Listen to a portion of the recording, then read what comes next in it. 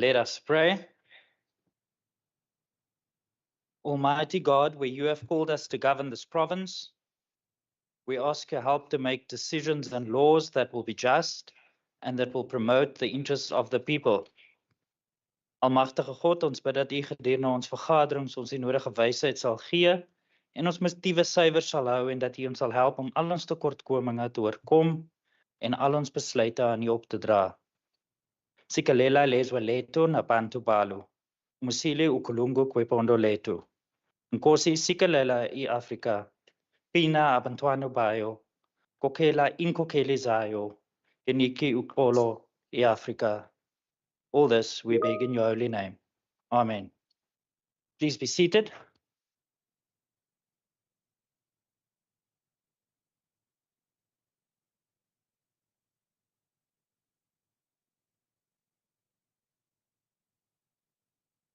Honourable members, before we proceed, I would like to remind you of some of the logistical arrangements.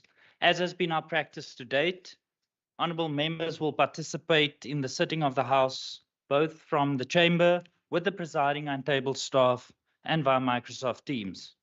Our standing rules have accordingly been amended to accommodate such hybrid sittings. Honourable members experiencing challenges in connecting to this sitting are requested to contact the WCPP ICT colleagues who will assist to resolve the connectivity issues. Honourable members, the quorum requirements for the sitting of the House are provided for in the Constitution and the standing rules, and unless there is a unanimous concurrence, voting will be confined to members present in the House and on the hybrid system who are entitled to cast their votes as per the ATC issued on the 11th of August 2020. Members present in the chamber and via Microsoft Teams have all the privileges and immunities imparted by law. Honourable members, if you are considered out of order by the presiding officer, I'll have your microphones muted and you will be called to order. Honourable members, when a member wishes to raise a point of order in the chamber, such an honourable member may address the presiding officer as expected, but must mute their microphones when they have completed speaking, and honourable members on the hybrid system must please do so by indicating with the raise hand functionality of the system. Honourable members, the media have also been granted access to the MS Teams meeting as guests of the WCPP. However, I wish to remind the members of the press that they may not use the chat room or speak or activate the cameras while the sitting is in progress. Honourable members, for the sitting, language translation services are available in the chamber as usual and on Microsoft Teams via the respective channels. Honourable members, I wish to draw your attention to Rule 40 of our standing rules and remind you that no interjections are permitted during these hybrid sittings. Honourable members, with that being said, I would like to take this opportunity to welcome all the guests in the gallery to the Western Cape Provincial Parliament. Welcome to the sitting today, and I trust that you will enjoy the sitting and the proceedings of the House. With that being said, honourable members, I call upon the Honourable Minister of Finance to table the Municipal Economic Review and Outlook. The Honourable Minister of Finance, Minister Baartman.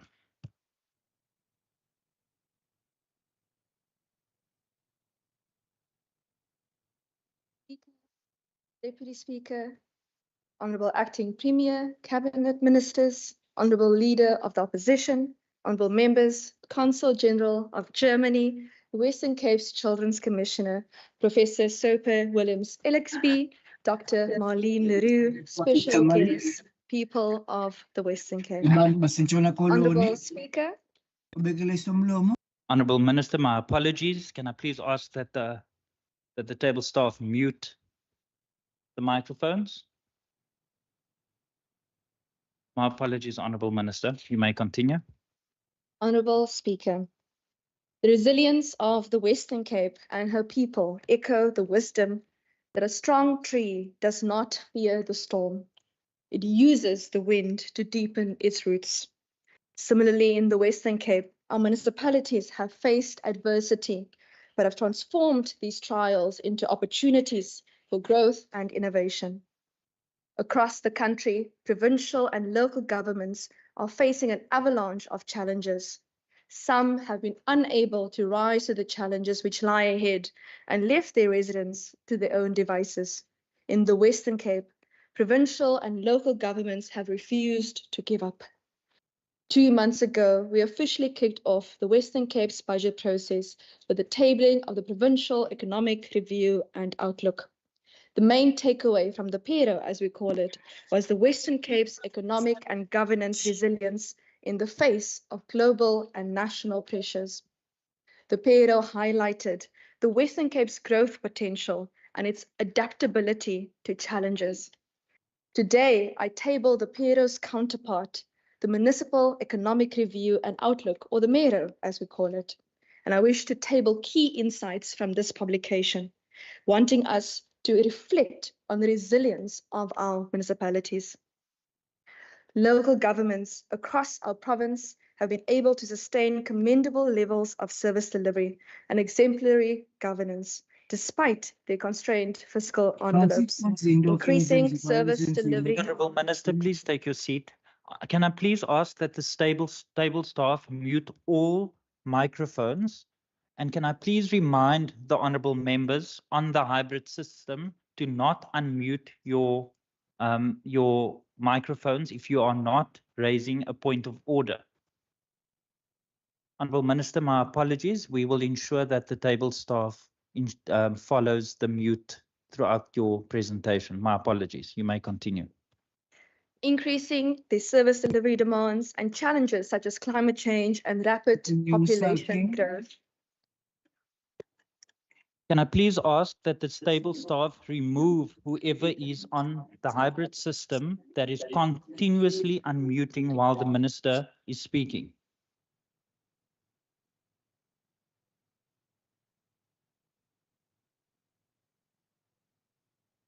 Has the person been removed from the sitting?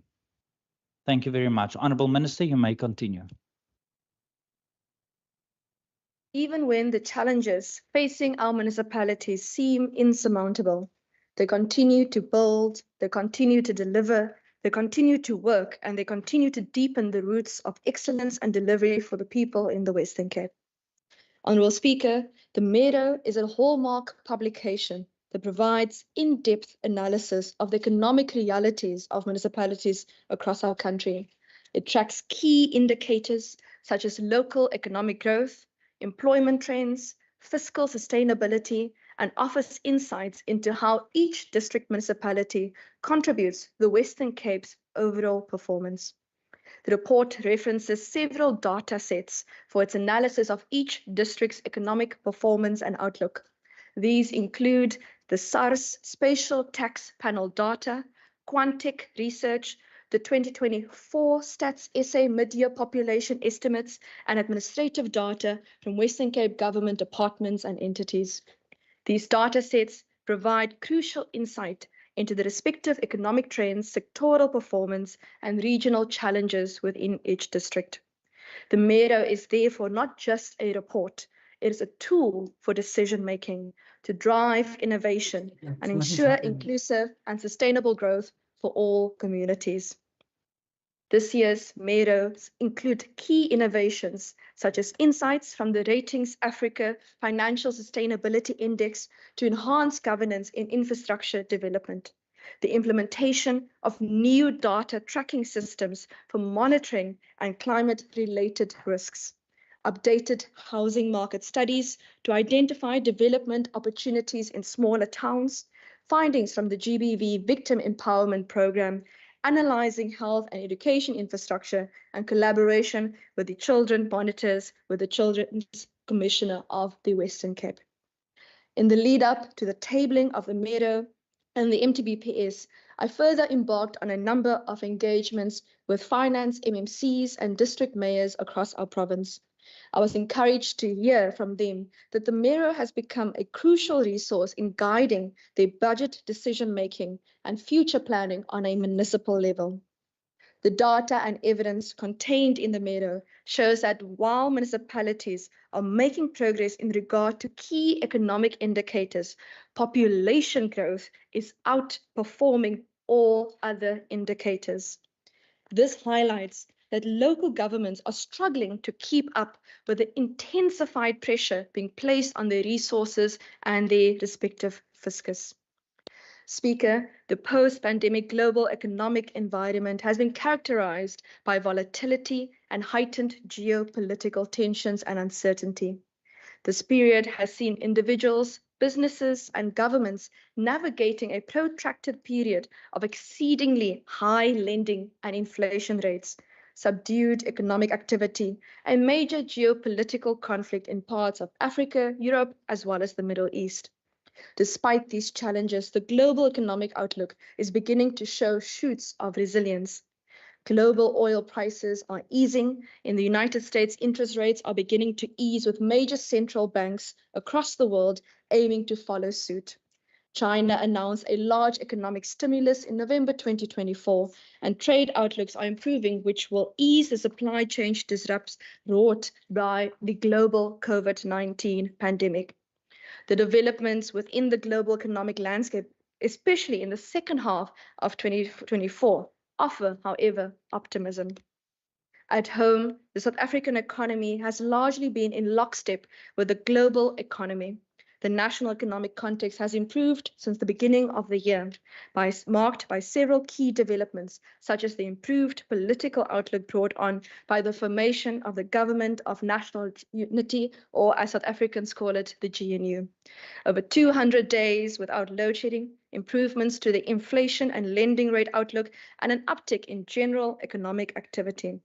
This has allowed for a cautiously optimistic outlook for South Africa. The GNU optimism, coupled with an enabling global economic environment, has also had a positive impact on key economic indicators. The rand has shown considerable appreciation against the dollar, from 18 rand and 96 cents against the dollar at the beginning of June 2024 to 17 rand and 60 cents against the dollar by mid-October 2024. The South African Reserve Bank, in alignment with other global central banks, have reduced interest rates, signaling the potential for the rate to be cut by at least 100 basis points by the end of December 2025. However, South Africa's economy continues to reel from poor economic management of the past decade. Despite the gains, there are still significant risks to the country's economic outlook. The major risks facing the South African economy include the high unemployment rate, which rose to 33.5% in Q2 2024. Despite the moderate economic growth, the national economy shed approximately 100,000 jobs between Q1 and Q2 of 2024, with youth unemployment being of particular concern. Escalating electricity prices continue to be a risk. Should NERSA approve Eskom's unconscionable proposal of a 36.15% hike, operating costs will increase for businesses and disposable incomes will reduce for residents across South Africa. Despite ongoing fiscal consolidation, national government debt remains untenably high. Nearly 20% of every rand collected by the national government is spent on debt servicing. The economy has also showed modest GDP growth of 0.4% in Q2 2024, indicating a slow trend in economic performance. Additionally, severe weather events brought on by global warming is a major threat, not only to human well-being and infrastructure, but also to the fiscus. Speaker, in the wake of the GNU optimism and South Africa's evolving economic conditions, the Western Cape has demonstrated resilience and growth. Economic growth in the province is tracking above national average and expected to continue on this trajectory. The province's economy expanded by 0.6% in 2023, with current outlooks projecting real economic growth of closer to 1% by 2024. This growth is supported by the growth opportunity offered by sectors such as tourism, renewable energy, and business process outsourcing. While economic growth in the Western Cape outperforms the rest of the country, growth remains slow due to South Africa's structural economic challenges. Economic growth in the province has been stimulated by a variety of factors. The Western Cape, specifically has benefited from the slight improvement in the most recent RMB BER Business Confidence Index, while the BCI, as we call it, for South Africa still hovers below the neutral mark of 50. It is up from 31 in quarter 2 of 2023 to 40 in quarter 1 of 2024. The Western Cape Speaker ranks as the third largest host of small, micro, and medium-sized enterprises, or SMMEs, in South Africa, accounting for approximately 300,000 SMMEs.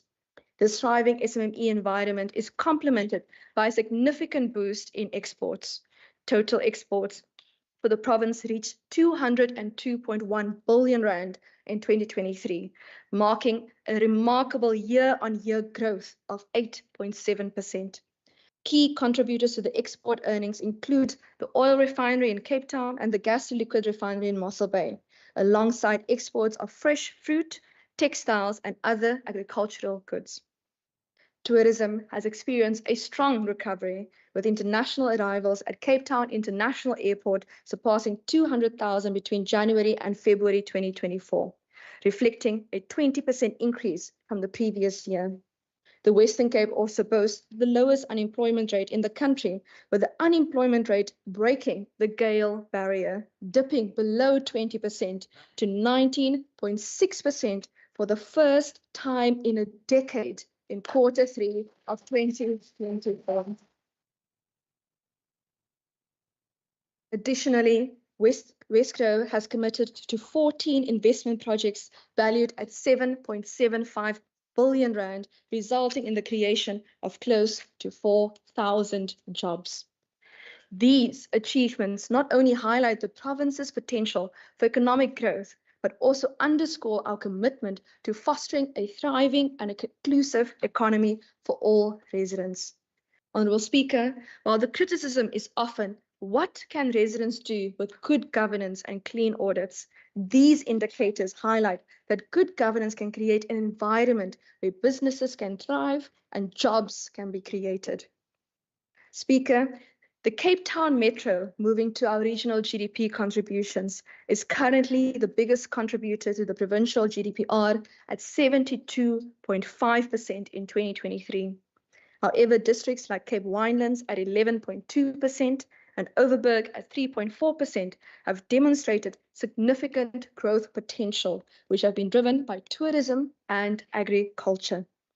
The district GDPR contribution for the Garden Route stood at 7.6%, for the West Coast at 4.8%, and the Central Karoo at 0.5%. The robust growth in the Garden Route and Overberg can be attributed to increased investments in infrastructure, revival of the tourism industry, and the internationally competitive agriculture industries.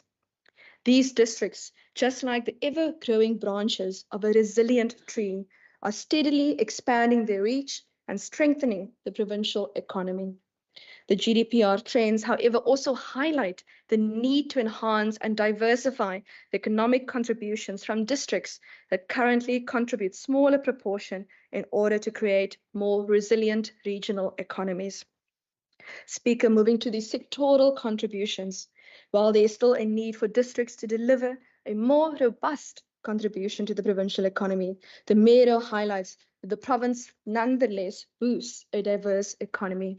At a sectoral level, the Western Cape benefits from contributions from manufacturing and growth-enhancing services. In 2023, the finance, insurance, real estate, and business service sectors were the largest contributor to the provincial GDPR at 33.9% of the provincial GDP. This was followed by wholesale and retail trade, catering and accommodation at 13.5%, and manufacturing at 14.1%. Other significant sectors included transport, storage and communication at 11%, agriculture, forestry and fishing at 4.2%, and general government services at 5.9%. Agriculture, forestry, and fishing have positively impacted most areas across the province, with Overberg making 0.14% contribution to this growth. Manufacturing and construction sectors also show healthy growth, particularly the Overberg and the Garden Route regions. The finance, insurance, real estate, and business services sector, which is the top driver of growth in the Western Cape, showed especially positive signs within the Garden Route and Overberg regions.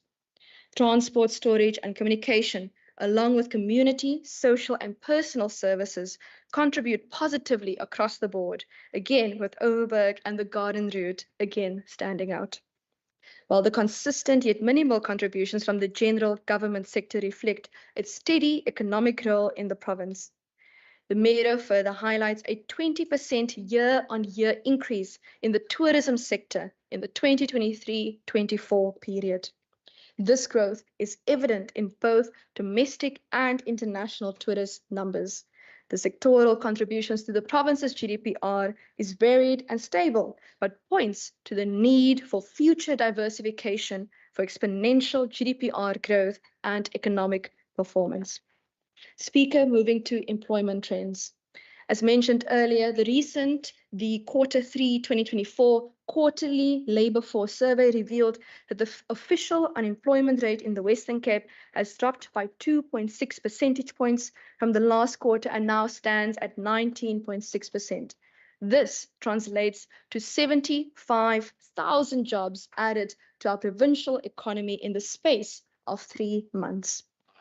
This is no small feat, and it is testament of the past 2 decades of steady and consistent economic development and growth led by the Western Cape government in partnership also with the private sector. It is also a testament to how our economy adapts and thrives even in high-pressure environments. The Cape Metro remained the leading contributor to employment in the Western Cape, accounting for 62.9% of total employment in 2023. However, economic development in our rural communities is increasingly contributing to the Western Cape's job market, particularly the increased contributions from Cape Winelands and Overberg at 15.3% and 5.1% respectively. Garden Route contributed 8.9%, with the West Coast contributing 7.1% and the Central Karoo at 0.7%. Speaker, every job matters. The informal settlement has not been left behind, and in the formal sector specifically, in the job gains the province is experiencing. Since 2021, there has been a positive rebound in the informal sector, with informal employment rising to 19% in 2023 post-COVID. In the West Coast, the informal employment increased from 18 to 19% in the Cape Winelands, 20 to 22%, and in Overberg, 22 to 24%. The informal sector now accounts for almost 1 in every 5 jobs in the province. With overall employment increasing, these statistics suggest that both formal and informal employment is increasing in the province, adding to jobs. While we still have a lot of work ahead of us, these statistics speak to the provincial economy that is growing and resilient, highlighting that the Department of Economic Development and Tourism is well on its way to achieving its goal of building a R1 trillion economy and adding over 600,000 new jobs within the next term. Speaker, moving to demographics, in alignment with the PERO, the MERO indicates that there has been sustained population growth across the regions. In 2023, the population distribution across the province's districts were as follows. The Cape Metro accounted for 65.8% of the total population, making it the most populous area. The West Coast stands at 6.5%, Garden Route at 9%, Cape Winelands at 13.4%, Overberg at 4.3%, and Central Karoo with the smallest population share at 1%. These numbers highlight that there's a growing trend of urbanization, especially to the Cape Town Metro, which continue to attract a larger share of the population. The influx of people into the province through in-migration has major implications for local governments. However, much like a tree strengthening its roots against the storm, we must adapt by deepening our investments in housing, infrastructure, and service delivery to support this growth and ensure sustainability. Speaker, my references to winds, trees, and storms throughout the speech are not only symbolic, it is also a reflection of one of our most pressing and urgent threats as a province, especially for our municipalities. Climate disasters are reshaping the landscape of our province, with municipalities and local communities feeling now more often than ever the devastation of floods, wildfires, and other natural disasters. From floods in the Cape Metro to continual droughts in the Central Karoo and wildfires in the Garden Route, no district remains untouched by the ravaging effects of global warming. We all remember day zero and how the drought has taught us that the cost of water is scarcity. Wildfires near Stellenbosch and George have destroyed biodiversity and livelihoods, and Overstrand is grappling with storm surges and erosion, threatening both ecosystems and economies. The human toll is equally staggering. Displacement, food insecurity, and economic losses weigh heavily on vulnerable communities. But there is hope. Initiatives in municipalities and support given by the Western Cape government and its departments, such as improved disaster response management, sustainable water management, fire mitigation strategies, and budgeting better for disasters, have shown what we can achieve when we act decisively, so as to ensure no one is left behind in our fight against the climate crisis. Speaker, moving on to our socio-economic trends. The MERO data indicates an upward tick in food insecurity across regions in the Western Cape. According to Stats SA 2024, an individual requires 760 Rand a month to meet the minimum daily energy intake necessary for basic nutrition. A number of municipalities are experiencing high levels of food poverty. In Saldanha Bay, we see 44.7% of residents experiencing food insecurity, with Oudtshoorn and Prince Albert at 43.4% each, and Beaufort West and George both at 42.2%, highlighting that residents are unable to meet the minimum food expenditure required for basic energy intake. The lowest food poverty prevalence is in municipalities such as Witzenberg at a rate of 23.8%, Cedarburg at 26%, Langeberg at 26.8%, Theewaterskloof at 29.2%, and Matsikama at 30.8%. What this data shows us, it highlights the impact also of the close proximity of food sources. There's also evident disparity in food poverty levels across different regions. The highest prevalence of food insecurity in municipalities is in the Garden Route and Central Karoo districts, while municipalities in the Cape Winelands and West Coast have lower food insecurity rates. The 2024 PERO indicated that in the years 2002, 2012, and 2022, the Western Cape Gini coefficient, which measures income inequality, declined from 0.66 in 2002 to 0.59 in 2022, indicating a more equal income distribution. The MERO data does show us that certain municipalities in the province have Gini coefficients above the National Development Plan target of 0.6. Winds of economic hardship still sway in some of the municipalities, such as Bito at 0.64, Knysna at 0.62, Overstrand at 0.61, with Gini coefficients just above the target.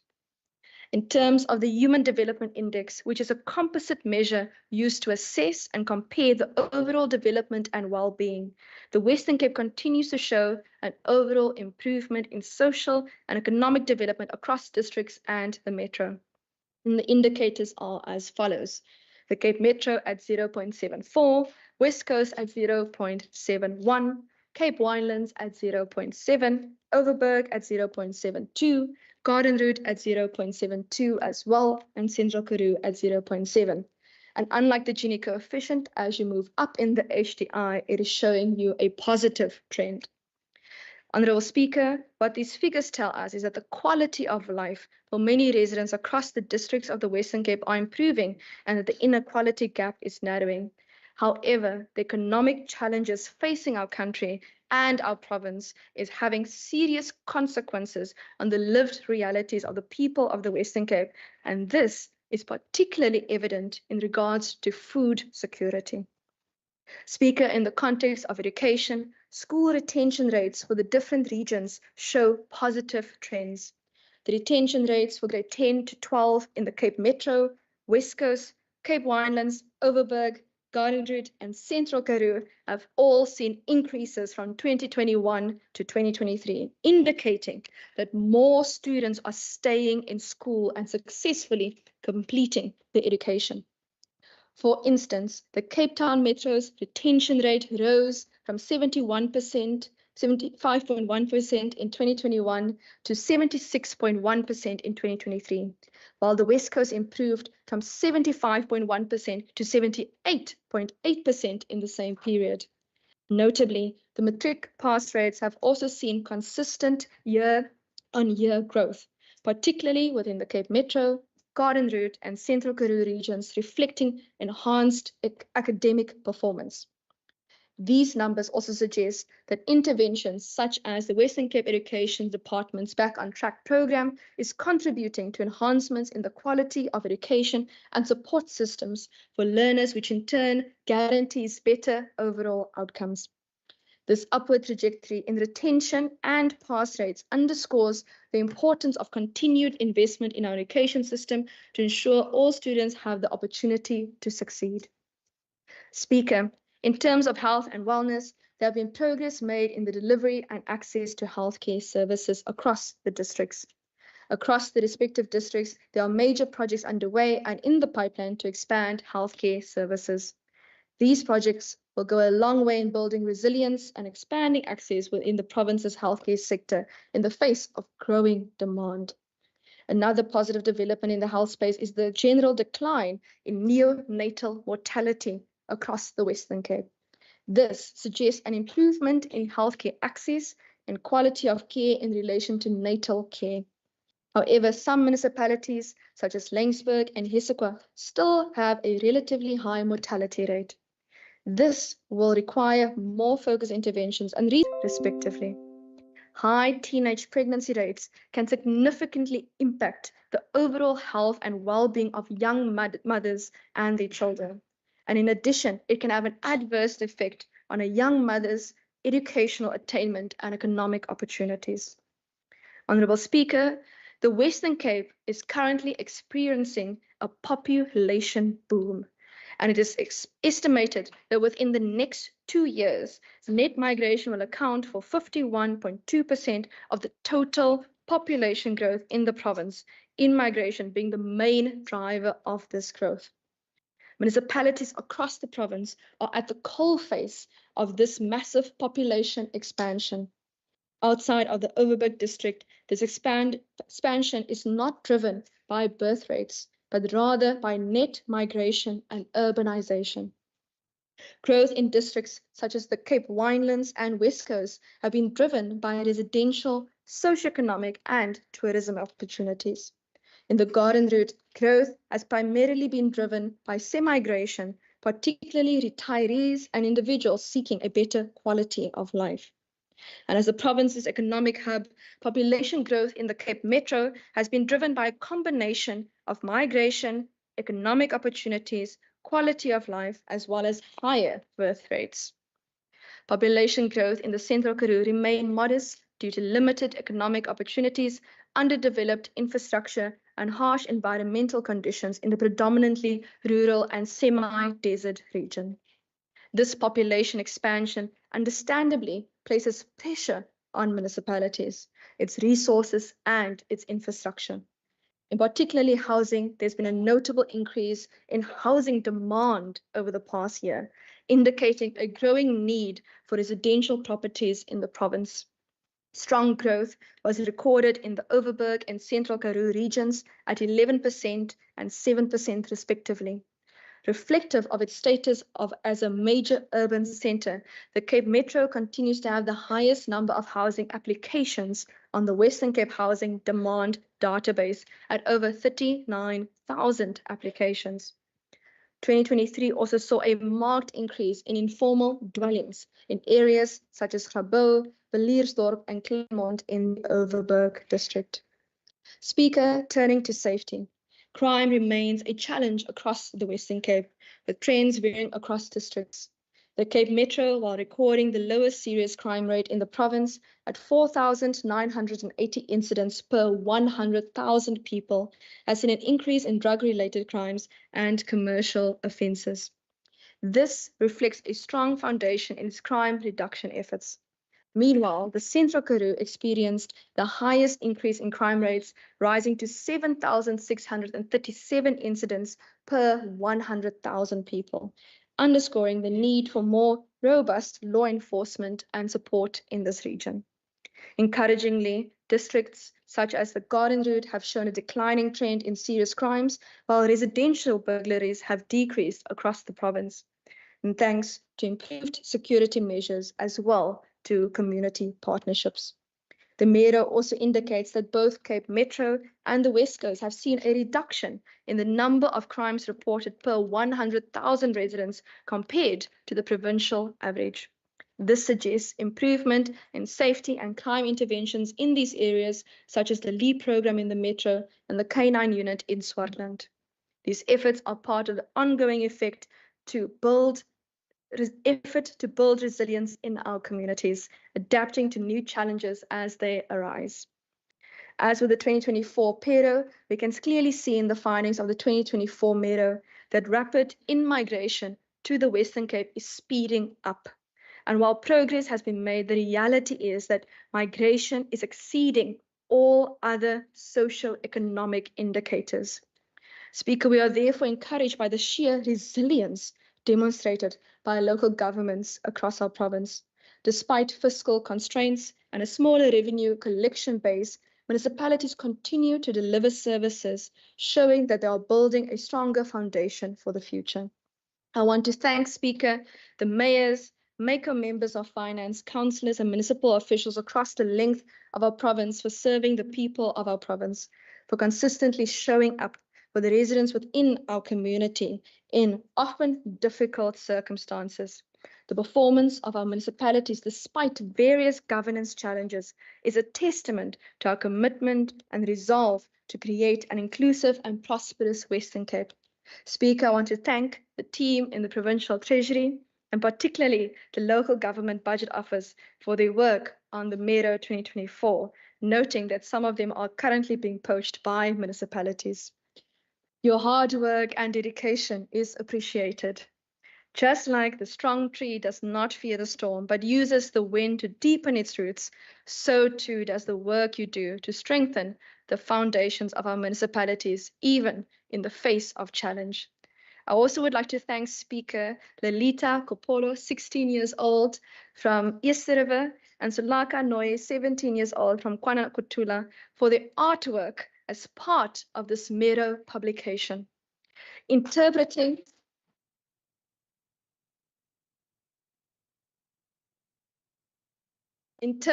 the Mero statistics in a child-friendly language, as well as the Western Cape Children's Commissioner for assisting in facilitating this contribution. Speaker, it is my pleasure to officially table at Lettertafel the 2024-2025 Municipal Economic Review and Outlook. I thank you.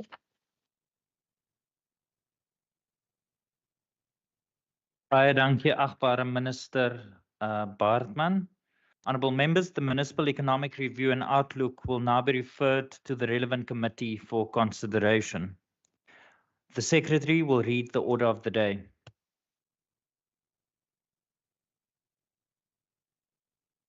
Introduction and first reading, Western Cape Adjustments Appropriation Bill B2 2024 and the Medium-Term Budget Policy Statement. Thank you very much. I recognize the Honourable Minister of Finance, Mr. Baartman.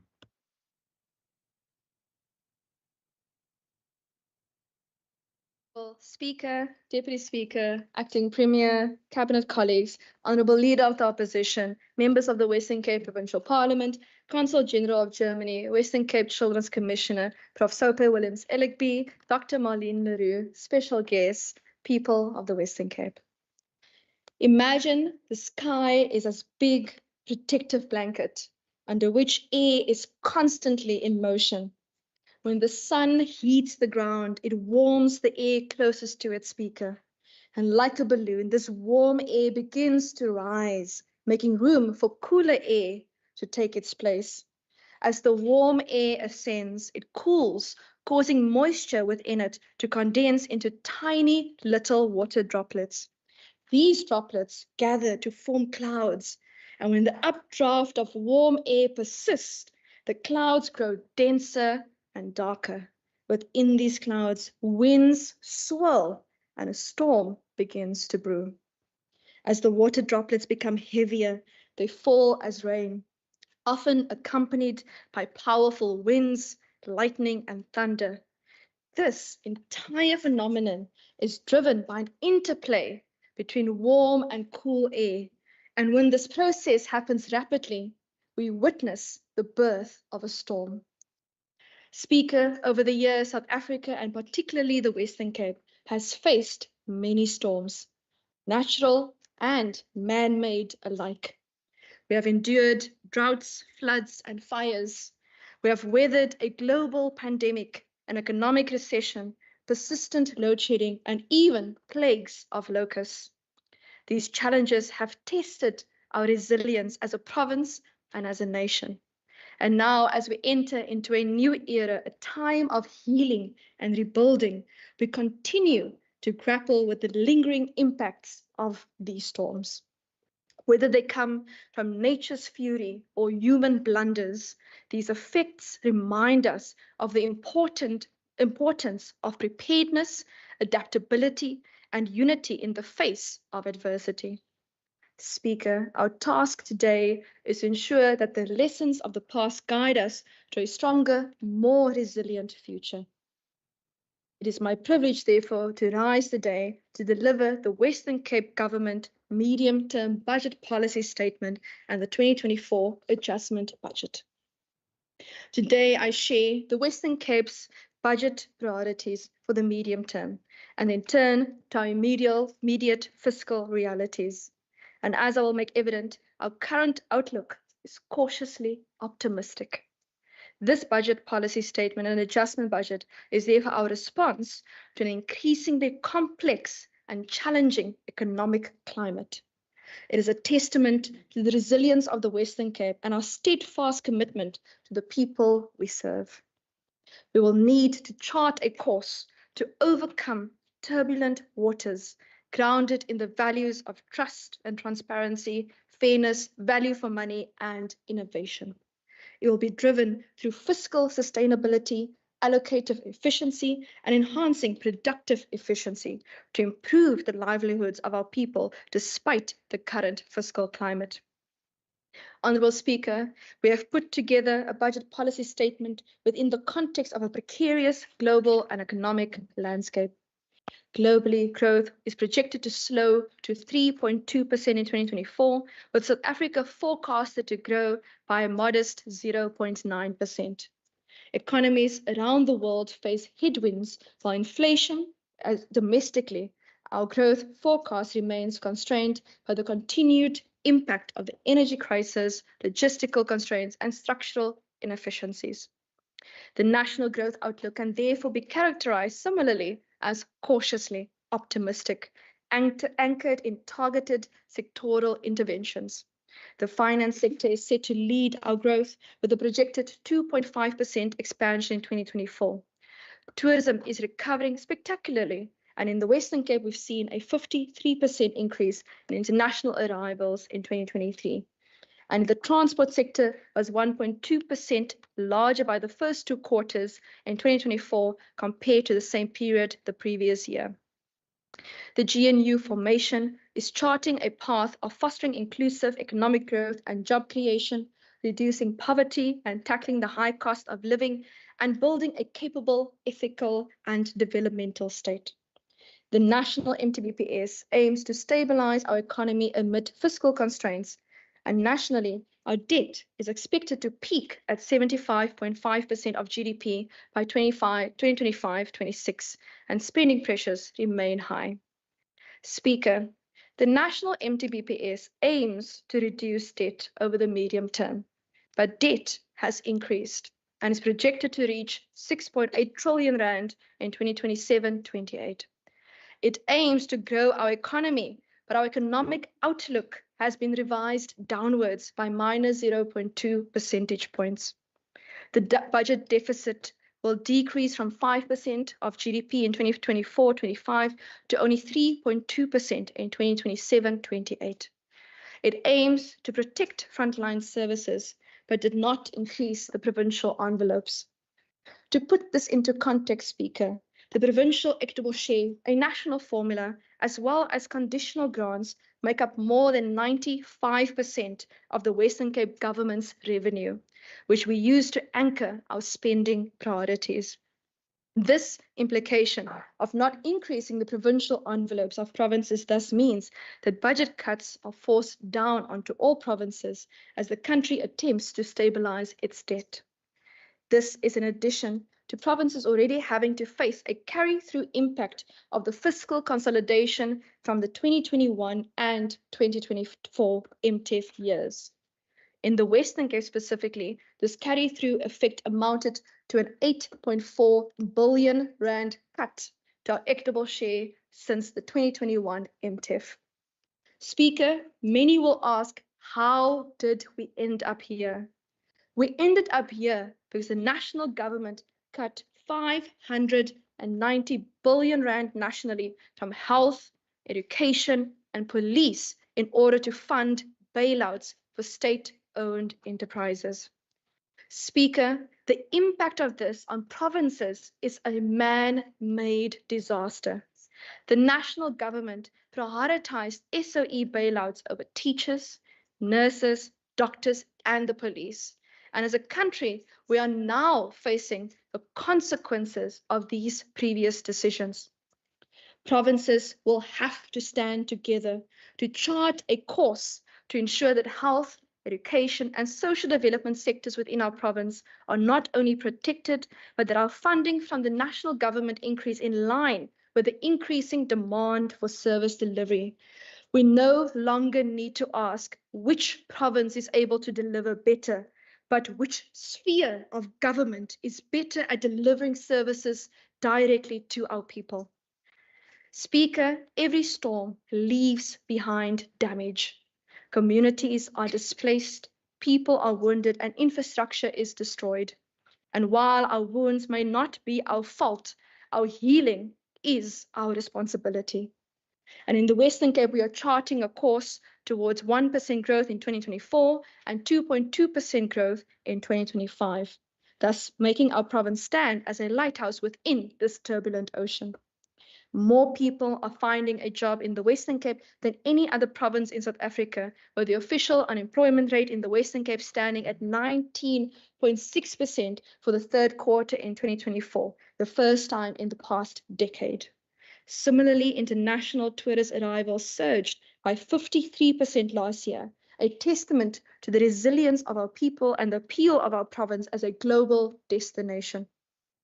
This resilience is no accident.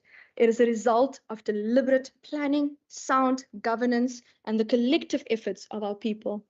However, there's still much work to do, and the path to economic recovery is a long one. We continue to face significant challenges in key sectors such as agriculture and construction, which face ongoing headwinds from climate shocks and underinvestment. Similarly, we continue to navigate persistent inequalities that continue to shape our society. Unemployment, but particularly among the youth, remains unacceptably high. This economic context informs our fiscal framework, and it is because of this that we've been driven to ensure that every allocation aligns with our goal of driving inclusive growth and providing opportunities for all. This MTBPS is designed to confront these realities head-on. Speaker, the budget priorities of the MTBPS reflects the urgent and long-term needs of our residents. It is more than just an allocation of resources. It is a blueprint for resilience and a map for the course that lies ahead. It is a strategy to overcome the formidable challenges we face in turbulent times and a testament to our shared commitment in building a thriving Western Cape. Our Growth for Jobs strategy sets an ambitious but necessary target, a 1 trillion rand economy by 2035, creating over 600,000 new jobs. This will be achieved through focused initiatives that include investments in small business, improving the ease of doing business, boosting exports and investment, reviving our tourism industry, and advancing skills programs, particularly those focused on the youth. While the Western Cape narrow unemployment sat at 19.6%, our youth unemployment rate still remains at 31.2%. And as our Premier often say, nothing stops a bullet like a job. And therefore we will have a youth development focus as a budget policy priority. Further, we have seen that as part of our growth strategy, that a key driver for growth is infrastructure investment. And therefore, Speaker, we will have an infrastructure pipeline and spatial planning focus as a budget policy priority to ensure that we not only prepare for the future, but that we build back better after disasters. Speaker, safety is a fundamental enabler of growth and well-being. Our Western Cape Safety Plan integrates enforcement, community engagement, and violence prevention. And the Western Cape Safety Plan is data-driven and evidence-based initiative launched in February 2020 with the goal of halving the province's murder rate by 2030. Key elements of the safety plan included train and deploying law enforcement officers, enhancing police oversight, expanding the Chrysalis Academy for youth, and working to mitigate harms from alcohol abuse. Additionally, the Western Cape government uses the safety dashboard to monitor emergency centre admissions across 34 health facilities in the province. Significant progress has been achieved since 2019, and our MTBPS is a step towards advancing our key initiatives that include increasing community policing by 2025, scaling our violence prevention initiatives, and bolstering GBV support services. Speaker, it is therefore encouraging to note that the Western Cape murder rate, as published yesterday, has decreased by 8.7 percentage points to 16.2% as a contribution to South Africa, bringing it down to the fourth largest contribution by a province in the country, with Gauteng now with the highest murder rate at 24.1%, KwaZulu-Natal at 21.8%, and the Eastern Cape at 20.1%. But Speaker, every murder is one too many.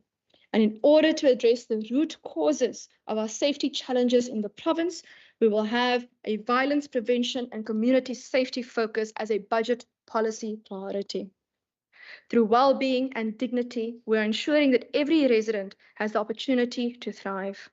Key efforts include significantly scaling our capacity to provide housing opportunities, advance early childhood development programs, and ensure greater food security for the most vulnerable and increase healthcare resilience.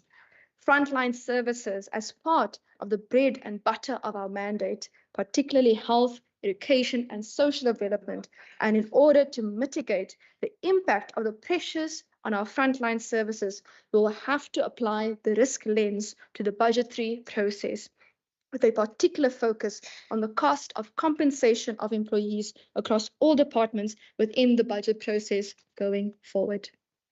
Further, we have seen the devastating impact the increase in disasters have had on our province. Climate change is a reality and cannot be denied.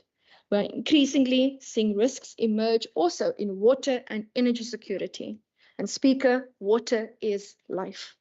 And water insecurity directly affects the well-being and dignity of the people of our province. And therefore, we will have a climate change, disaster management, water and energy focus as a budget policy priority. Speaker, good governance underpins all our efforts. Our innovation, culture, and governance portfolios drive impactful service delivery and fosters a culture of accountability. The Western Cape government is actively exploring alternative financing solutions in collaborations with partners such as the World Bank. The partnership aims to secure concessional finance for climate change investments while leveraging resources from both local and international private capital markets. Similarly, we are driving greater coordination and governance to address climate change. And through the Department of the Premier, we're exploring the implementation of artificial intelligence through strategic programs aligning with the growth for jobs priority and including an AI-driven predictive analytics platform, while our digital government strategy drives transformation by empowering residents with digital tools, enhancing integrated resident-centric services, and ensuring data-driven delivery through advanced technologies. Further, our fiscal futures model is already addressing fiscal challenges, forecasting revenue needs, identifying risks, and proposing strategies to mitigate the province's reliance on national transfers and economic vulnerabilities. A key focus includes building integrated data ecosystems, fostering collaboration, and improving decision-making by the Western Cape government's data portal continuing updates. Speaker, as we face economic uncertainty and social challenges, it is evident that this budget will reflect an unwavering commitment to building a Western Cape that is safer, inclusive, and economically strong. And therefore, I now move to the budget process. Speaker, one of the core tenets of good governance is meticulous planning, especially in the turbulent waters we currently find ourselves in. It was Louisa May Alcott who famously said, "I am not afraid of storms, for I am learning how to sail my ship." That is exactly what is required of us now. Our ability to sail our ship is paramount. Crafting a robust budget in these conditions demand that we manage the dual task of addressing the immediate in-year fiscal risk we face, while remaining focused on the opportunities of the future that we must be prepared to seize to make this province a better place for its residents. This is not a task we undertake lightly. It requires foresight, teamwork, trust, innovation, and diligent adherence to the principles of good financial governance that this province holds as its hallmark. It follows the journey of the current 2025-2030 Provincial Strategic Plan's completion, with key focuses on growth for jobs, safety, well-being and dignity, and innovation, culture, and governance. It takes into account provincial service delivery risks, mainly water security, energy security, safety, jobs, climate change, and investment in provincial infrastructure. We use the data and evidence as tabled in the PERO as well as in the MERO to inform our decision-making. With increasing service delivery demands for government services, we face two big storms: having to deliver more with less, and the impact this will have on our officials having to do more with not enough hands. We will conduct rigorous evaluations of current spending, reallocate resources where necessary, and prioritize interventions that drive growth and sustainability. And by maintaining a clear and strategic focus, the Western Cape government is demonstrating its unwavering commitment, protecting frontline services while enabling economic growth and opportunity for all. The 2024 adjusted estimates are therefore a critical part of our approach to fiscal sustainability and resilience for the remainder of the financial year. These adjustments aim to address in-year fiscal risks and prepare us for the 2025 budget. Speaker, we welcome the data updates to the provincial equitable share formula. However, a further implication of not increasing the share allocated to provinces mean that provinces are continuously fighting over the same pie, instead of fighting for national government to increase the overall size of the pie in line with demonstrated service delivery demands in all provinces. This relief is tempered by a critical concern. The population of the Western Cape continues to grow rapidly, which inevitably increases the demand for provincial services. The challenge for the Western Cape government will be to navigate these competing priorities, managing fiscal constraints, meeting the rising demands of a growing population, and ensuring that provincial governance remains responsive and effective in the face of these increasing responsibilities. The combined impact of the new data updates in the PAYS formula phased in from 2025-26 of the 2024 medium-term expenditure framework amounts to an adjustment of 674 million rand over the 2025 period. This will, however, be phased in over 3 years, meaning that the current funding for the 2024 data updates will only be received fully in the 2027-28 financial year.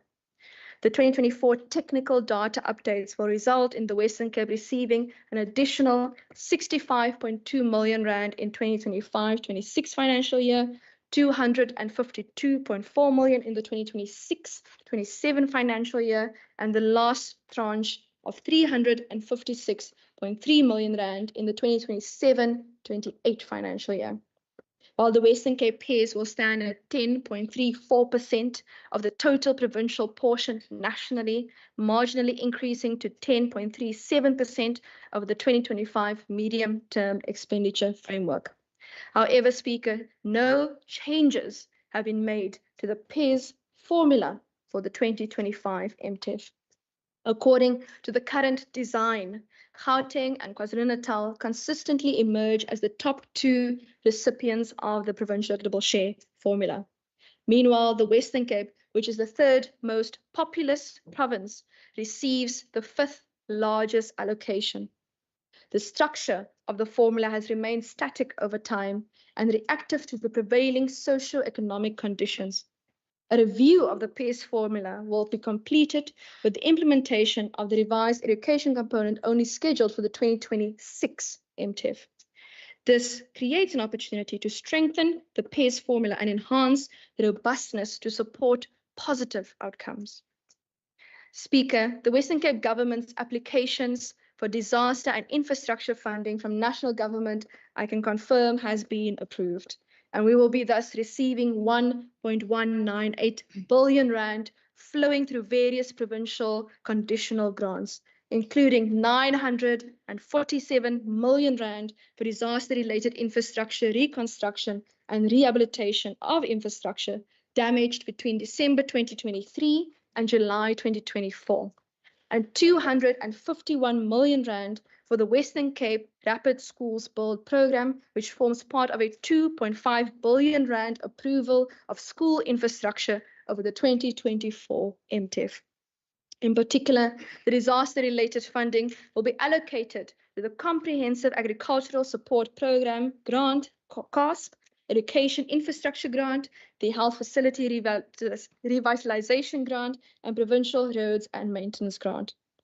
The extent of the damages caused by these floods and the high likelihood of more extreme weather events occurring over the 2025 MTEF is further reason why we need to budget better for disasters. Speaker, provincial own revenue comprises less than 5% of the total revenue envelope, but is still a significant supplementary source of revenue for the Western Cape government. The most significant sources of provincial-owned specific revenue contributing to the budget are from the Department of Health and Wellness, contributing 66%, and the Department of Infrastructure, contributing 15.5%. Liquor license fees and gambling taxes are projected to average 56.067 million rand and 1.077 billion rand per annum, respectively, over the 2025 MTEF period.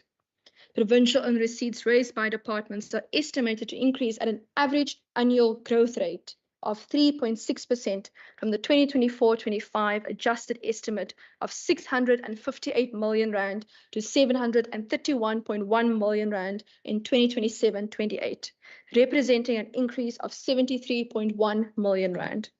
The Provincial Revenue Fund tax receipts are projected to increase at a rate of 4.5% from 1.037 billion rand in the 2024-25 adjusted budget to 1.18 billion rand in 2027-28.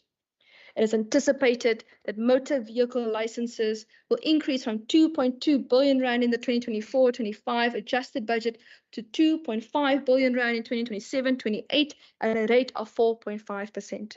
This growth, however, Speaker, is primarily due to the implementation of revenue efficiency measures, growth in the population of motor vehicles, and below inflation adjustments to the motor vehicle license tariffs across the various motor vehicle TAR categories. Gambling taxes are largely comprised of taxes from casino, horse racing, sports betting, and taxes from limited payout machines. Gambling taxes trends have shown a steady growth, mainly from sports betting, resulting in an annual average growth rate increase of 4.5%, from 985.5 million rand in the 2024-25 adjusted budget to 1.125 billion rand in 2027-28. Hospital patient fees are estimated to increase at a 4.5% from 326.9 million rand in the 2024-25 adjustment budget to 373 million rand in 2027-28. The Western Cape Liquor Authority is presently developing a differentiated pricing model, which will allow for the entity to categorize the liquor licensing market according to example turnover, volume, and location of outlets. This new approach will contribute to the entity becoming self-sustaining while implementing an equitable and cost-reflective tariff regime. Liquor license fees are projected to register a growth of 4.5% from 51 million rand in the 2024-25 adjusted budget to 58.5 million rand in 2027-28, driven mainly by inflation. Speaker, the province will roll over 84.9 million rand, mainly for 20.3 million rand for ICT services, 27.9 million rand for infrastructure, 11.7 million rand for the MOD feeding scheme, and 9.7 million rand for agricultural programs and equipment.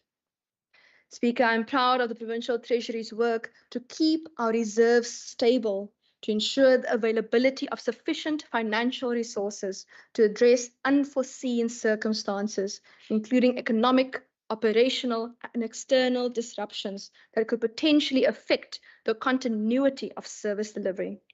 The utilization of these reserves currently enables the Western Cape government to maintain a stable level of service delivery despite external financial pressures. However, such pressures may still constrain the ability to fully meet operational demands.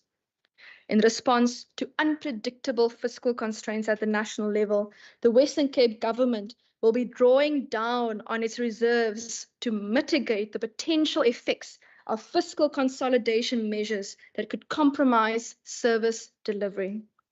The Western Cape government continues to be committed to rebuilding and restoring its financial reserves in spite of economic constraints.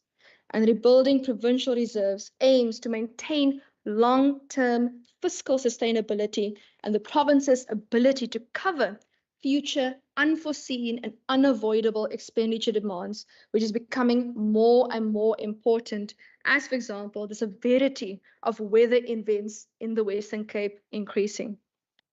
And in order to weather future storms, we have raised 2.8 billion rand from various sources in this financial year to respond to our fiscal risks. Of this, we will set aside approximately 922 million rand for the unforeseen, unavoidable, and external expenditure demands, in particularly for disasters in the province. We will set aside 678.9 million rand from our provincial revenue raised for the preparation of the 2025 MTEF, and we will bolster the current 2024 budget with 616 million rand from the Provincial Revenue Fund. Speaker, It is during the worst storms of our lives that we get to see the true colors of the people who say they care for you. To weather the storms we face, the Western Cape 2024 adjustment budget will respond to infrastructure, flood disasters and the preparation for fire season, jobs and safety, energy and water security, and in-year fiscal risks. We will thus be allocating and adjusting 1.72 billion rand in funding for the 2024 adjustment budget. Speaker, I turn first to infrastructure. We will allocate 1.198 billion rand for infrastructure in the 2024-25 adjustment budget, consisting of the 947 million rand for disaster-related infrastructure from the National Conditional Grant. We will allocate 251 million rand for the Rapid School Build program. We will further allocate 38 million rand on the Human Settlements Acceleration projects to accelerate service delivery for our residents. We will allocate 12.6 million rand on agricultural infrastructure and operations, and we will further allocate 27.8 million rand for the continuation of transport infrastructure and human settlement projects.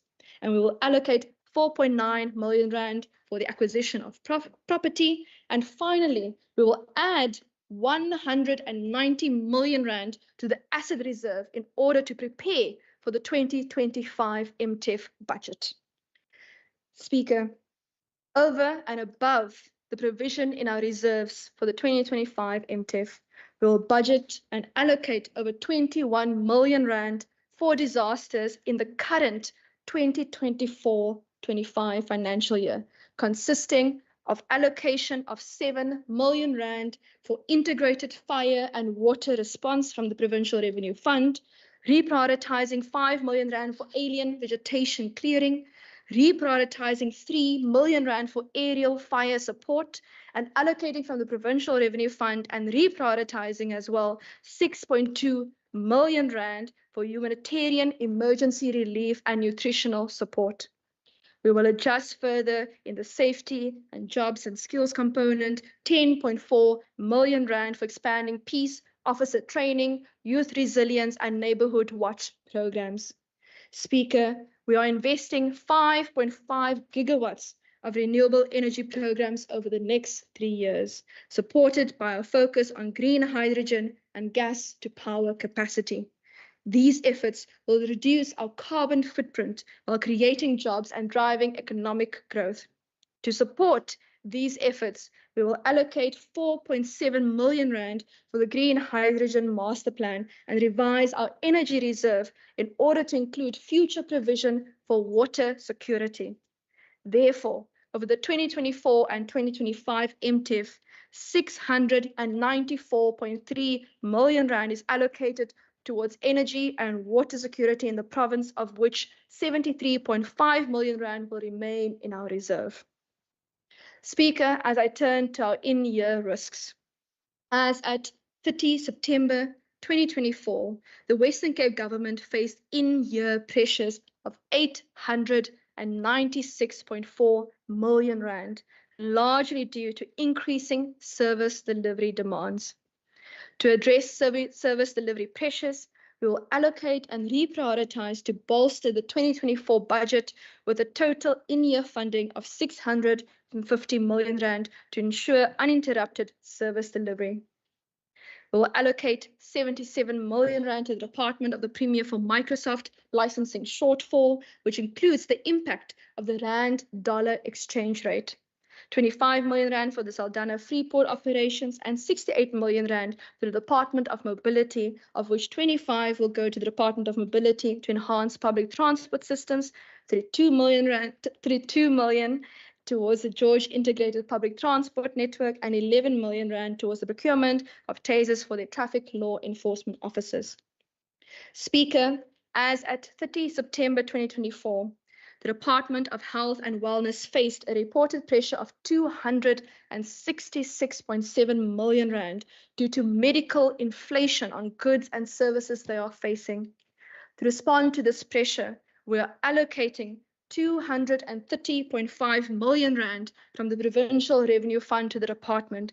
And further, we are unearmarking 193 million rand in provincial equitable share within the department's infrastructure budget allocation to provide further maneuverability within the vote. Speaker, as at 30 September 2024, the Education Department faced a reported pressure of 405.8 million rand, mainly due to COE, having already brought this down from 687 million rand reported as at 31 July 2024. Through a reduction exercise, the department could mitigate projected overspending by approximately 270 million rand, leaving a residual risk of 135 million rand. However, Speaker, further projected risks include an approximately 220 million rand for the placement of an estimated 11,000 additional learners and walk-ins in January 2025, therefore increasing the projected 2024-25 pressure for education to approximately 355 million rand.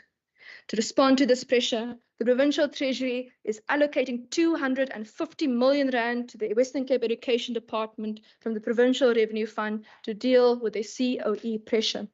And the residual spending pressure amounting to 105 million rand will be covered through acceleration of matching and placing of teachers, which has the potential to decrease the current pressure in the system, and reprioritizing slower spending items within the department.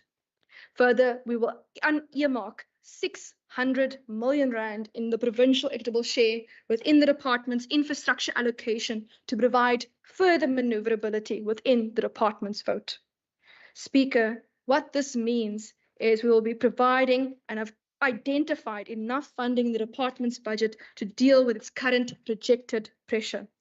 We are handing over the compass, and it will be up to the department now to steer the ship. The total additional funding, therefore, Speaker, allocated from the Provincial Revenue Fund of 487 million rand, but 75% of the full amount of the provincial funding will contribute to core frontline services in health, education, and social development. This adjustment reflects our commitment to balancing service delivery needs with sustainable financial management, while keeping the Western Cape on course to weather the storm by budgeting better for our disasters. Speaker, to every official and every government department, thank you for your teamwork in bringing our budget policy statement to life. Thank you to each of my colleagues for the support through this adjustment budget process. Speaker, this budget is a product of collective labor of our Provincial Treasury, of which I express my gratitude and thanks. The diligence, relentless efforts, and skillful leadership of our Head of Treasury, Yolanda Cantana, must be commended, supported by the senior management team, Annelies Pick, Taryn van Rede, Paul Pienaar, Michelle Nicholas, Ziad Majid, and Malcolm Boyson, and their respective teams must be thanked for their essential contributions. These officials are unquestionably committed to ensuring that our province's budget process is protected and that the best interests of the residents are advanced. I would also like to thank my team in the ministry, Dr. Grant Caswell, Marshall A. Fredericks, for your key technical insights and expertise, and to Christian Monowik, Sandra Francisco, Ikshan Davids, Edwina Herman, and Gaynor Lucas for your hard work, efficient operations, and logistical arrangements. Thank you to Team Finance's unwavering commitment to trust and transparency, fairness, value for money, and innovation. Speaker, this budget is not merely an accounting of revenue and expenditure. It is a roadmap to resilience. It is a declaration of our resolve to protect the vulnerable, build a stronger province, and chart a course towards a brighter future. Though the storm may rage, Speaker, the Western Cape will not falter. We are stewards of this province, and together we will weather this storm and emerge stronger, more resilient than ever, for storm, Speakers, make trees take deeper roots.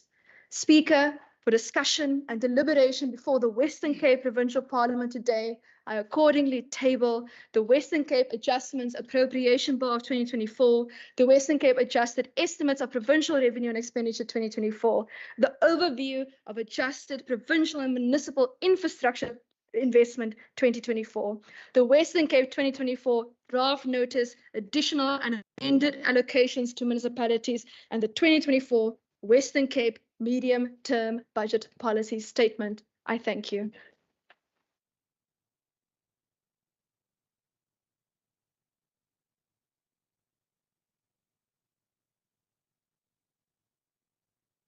Thank you very much, Honourable Minister Bachman. The Secretary will read the bill for the first time.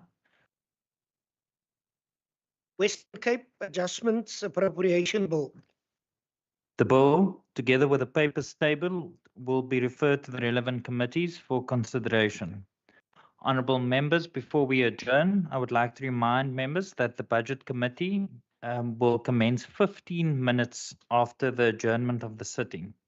Honourable members, that concludes the business for the day. The Secretary will now end the meeting and all members will be exited from the sitting. The House is adjourned.